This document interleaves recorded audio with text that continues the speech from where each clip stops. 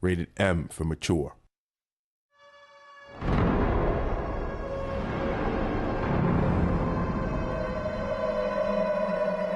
They say hope begins in the dark, but most just flail around in the blackness. For me, the darkness is where I shine. When we make games, we want to make a story that attaches the player to the game. That's part of our design philosophy. Riddick. So no drone shot for this We one. see Dark Athena as a next chapter in the saga about Riddick. The Aguirre system, full of desperate suckers who couldn't make it anywhere else. The Dark Athena is a mercenary ship captained by Captain Grievous. I remember you. And Riddick is captured by this ship straight after Butcher Bay. Now he's all alone there on the ship, trying to find a way to get out of the ship because he's caught again. The first enemy we decided to add to Dark Athena was the Merc. They roam the universe and look for criminals to sell to prisons. Whoa, whoa, whoa! But the most significant enemy in the game is the drone. This is what the Dark Athena is manufacturing. They're creating these creatures out of captives. This character gives us a lot of different ways of adding gameplay mechanics because it's basically a cyborg that operates on an AI, which is very stupid, but it can also be controlled. So when they're controlled by mercs, they look turned on with white lights. They fight a lot better. When they're in AI control mode, they get red lights, so stupid. They're not very attentive. You can pretty easily take them out.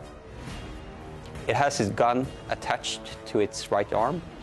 So we prevent Riddick from getting its gun and instead has to use the character. So he lifts up the drone and uses the gun attached, but with very limited mobility. During some parts of the game, you can actually get in and enter a ghost drone and use that as you progress through the game.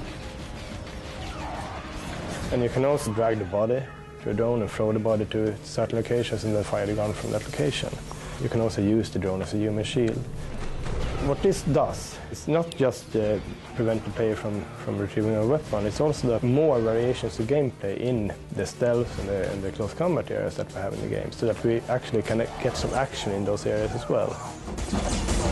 We try to make the game behave as though you would behave in real life. If you encounter a room and you have enemies in there, you may choose to want to sneak around them, or you may charge in, guns blazing. And we wanted to give options to the player that would accommodate those desires. We also wanted character interactions. So if you saw someone, they weren't just a person in the background with no purpose or personality. They were a character that you could interact with. What have you done with him? It's not bound by arbitrary rules. It provides so much variation in gameplay as well. You can go from one area and you have some adventure, side mission, you go talk to people, and then you are in an intense close combat fight. And then you just move into another section and you are blasting away with guns. You want the player to experience these ups and downs.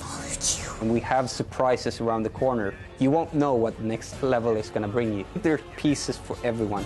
If you like action games or stealth games, you're going to love this one.